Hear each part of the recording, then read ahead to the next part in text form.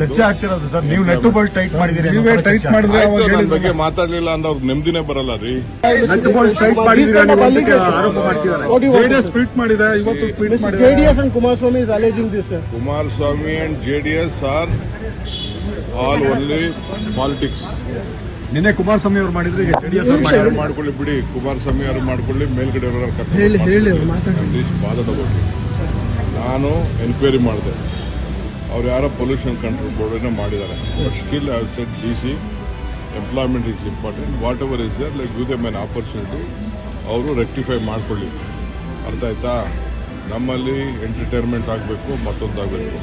ನಾನೇ ಹೋಗಿ ಅದನ್ನು ಇನಾಗ್ರೇಟ್ ಮಾಡಿದ್ದು. ನಾನೇ ಹೋಗಿ ಅದನ್ನ ಇನಾಗ್ರೇಟ್ ಚರ್ಚೆ ಆಗ್ತಿರೋದು ಸರ್. ನೀವು ನೆಟ್ಟು ಬೋಲ್ಟ್ ಟೈಟ್ ಮಾಡಿದಿರಿ, ನೀವೇ ಟೈಟ್ ಮಾಡಿದ್ರೆ ನನ್ನ ಬಗ್ಗೆ ಮಾತಾಡ್ಲಿಲ್ಲ ಅಂದ್ರೆ ಅವ್ರಿಗೆ ನೆಮ್ಮದಿನೇ ಬರಲ್ಲ ರೀ. ಅವ್ರಿಗೆ ಶಕ್ತಿನೇ ಬರಲ್ಲ ಪಾಪ. ನನ್ನ ಸುದ್ದಿ ಮಾತಾಡಲಿಲ್ಲ ಅಂತಂದ್ರೆ ಅವ್ರಿಗೆ ನಿದ್ರೆನೂ ಬರಲ್ಲ, ಶಕ್ತಿನೂ ಬರಲ್ಲ, ಯಾವುದಕ್ಕೂ ಶಕ್ತಿ ಬರಲ್ಲ. ಅರ್ಥ ಆಯ್ತಾ?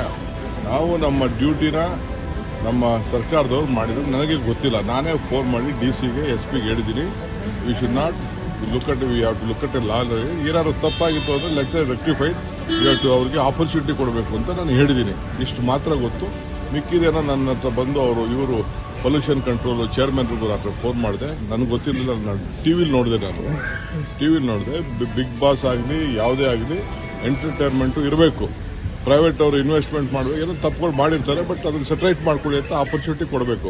This is my suggestion to them.